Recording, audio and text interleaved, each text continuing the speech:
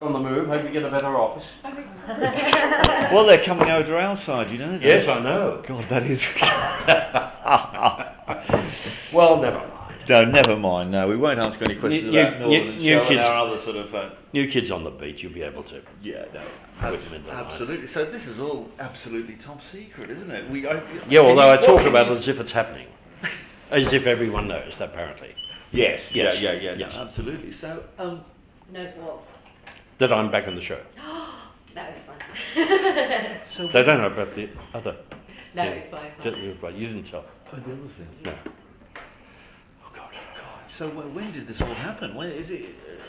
Rather recently, or Reasonably recently, and I'm still not used to it, to be quite honest. Oh God, throw him out. Oh, it's really important. His phone's ringing. Yes, I'm still a little bit, did that happen, sort of thing. Really. Are you?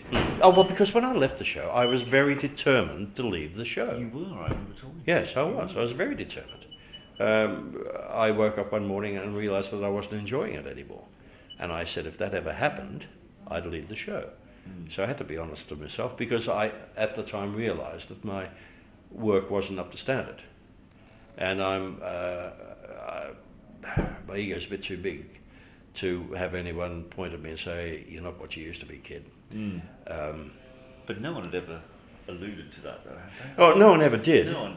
And hopefully I covered it, but it wasn't happening naturally. I had to work 3 times harder to make the same result. And so I said, no, that's not good enough. And then, what surprised me is when they asked me to go back, I went, I got the old feeling back again. Gosh, so, yeah, with a little financial, temptation, of course. But the first. But you're not coming back for the money, then, I'll tell you. Well, no, because I quite honestly had retired, and I was quite happy to do that emotionally and financially. So, yeah. Although the recession hit Australia just as hard as everyone else, and my super went for a bit of a landslide, but not enough to make me want to go back to work. So I was surprised. I surprised myself. And although I have been doing little bits and pieces, but I've been treating it as a hobby rather than I have to work. You know what I mean? And so did you have a different attitude to those projects because you were treating it that way? And is that the way you wanted on Neighbours to be? I went back on stage. Oh, right. Yes, which is where I started. And I just enjoyed it immensely because it was a little theatre, a little professional theatre close by, and I'd been going to their shows for years and years. Where was this, in Melbourne? In Melbourne, yes. A little theatre called Chapel on Chapel. It used to be Little Chapel. I was right on Chapel Street. So, and they were very small 4-week seasons, which is just what I wanted. I could do it, enjoy it, even get paid for it, and then after that, Gail and I would get in the car and go bush with our fishing rods and golf clubs and just get lost. It was fun. It was huge. Well, I can't believe you've broken that lifestyle to come back, really. I mean... Look, it's a very little break. It's not a long term that I'm coming back in the show for.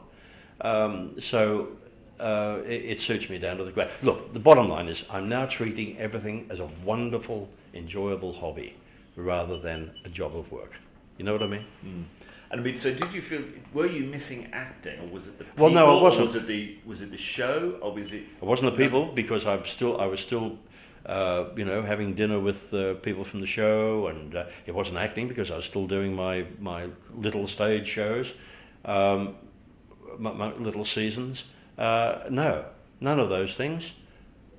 I just suddenly... It's funny, look, I shouldn't say this, it makes me sound a bit of a nutter. But I do love Harold. I love Harold. You missed Harold, we're getting down to it. I missed Harold. I don't blame you. That's the bottom line. That's I think I need help, professional help. And I say that as a joke, but I don't think I'm the first actor that's fallen in love with his character. It doesn't mean to say you've fallen in love with yourself. I don't think that means that at all, because I hope having said I love the character, I hope I'm vastly different to him. I don't think I could live with Harold. I think he'd drive me up the wall. I think I'd kill him. But would you? I think I would. Well, I'd tell him to bugger off anyway. You know. Yes. Yeah. So. Yes. Yes. It was very mixed emotions. I sat down with my wife, Gail, and we said, because she's the only person that I would take any notice of as far as advice was concerned.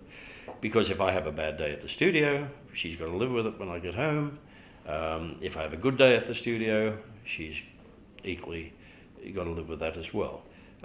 If the ego takes a bit of a battering, she is the best person in the world to help me calm down. So how did she feel? Because she must have liked it because you're spending so much more time with her. Well, yes, Or did she? Look, no, she did. I mean, it was like we were married again, quite seriously, because that 20 years, I now realise what she had to put up with. She's a very private person, and it's very hard for an actor's wife, whose husband has had an X amount of success, to remain private. Producers seem to think that they also own the wife, and they don't. And with respect, journalists also think that they own the wife, or they have the right to interview, and they don't. They don't. When she said "I do" at the altar, she's saying it to me, not to every producer and journalist that ever drew breath. You know what I mean? So had you become fed up with Harold? I take it in some respects no, you probably had. No, but I've got to say that she's a good 30% of Harold, because she would say, I didn't like the way he did that. I don't like that side of him.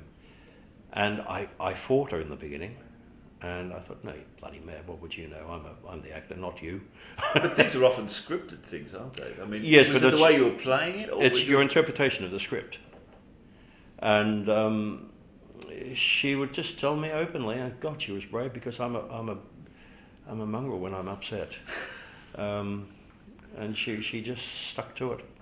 She's a good girl. I think that's why I stuck with her for 41 years.